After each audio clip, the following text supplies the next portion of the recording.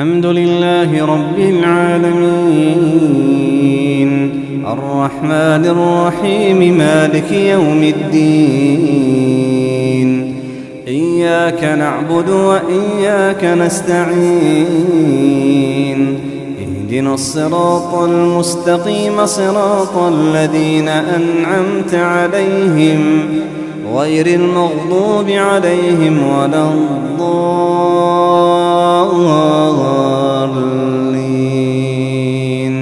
آمين.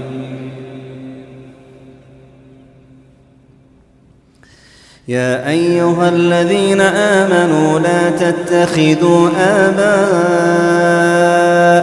وإخوانكم أولياء إن استحبوا الكفر على الإيمان ومن يتولهم منكم فأولئك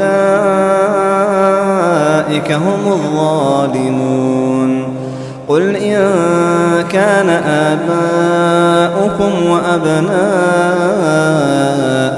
وإخوانكم وأزواجكم وعشيرتكم وأموال اقترفتموها وتجارة تخشون كسادها ومساكن ترضونها أحب إليكم من الله ورسوله وجهاد في سبيله فتربصوا حتى يأتي الله بأمره والله لا يهدي القوم الفاسقين.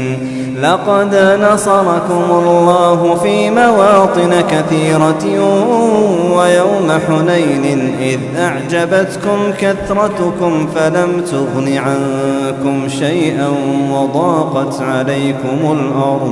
وضاقت عليكم الأرض بما رحبت ثم وليتم مدبرين. ثم أنزل الله سكينته على رسوله وعلى المؤمنين وأنزل جنودا لم تروها وعذب الذين كفروا وذلك جزاء الكافرين. ثم يتوب الله من بعد ذلك على من يشاء والله غفور رحيم.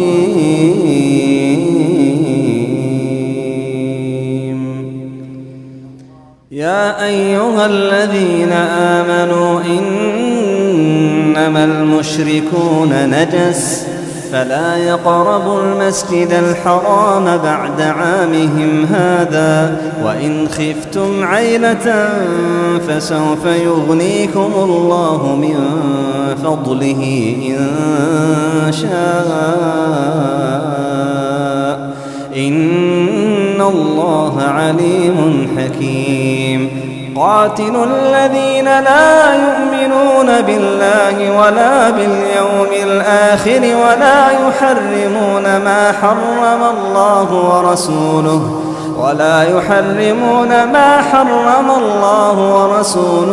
ولا يدينون دين الحق من الذين أوتوا الكتاب حتى يعطوا الجزية عن يد وهم صاغرون. وقالت اليهود عزير ابن الله وقالت النصارى المسيح ابن الله ذلك قولهم بأفواههم يضاهئون قول الذين كفروا من قبل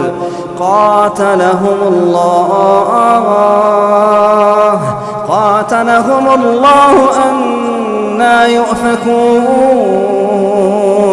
اتخذوا أحبارهم ورهبانهم أربابا من دون الله والمسيح ابن مريم وما أمروا إلا ليعبدوا إلها واحدا لا إله إلا هو سبحانه عما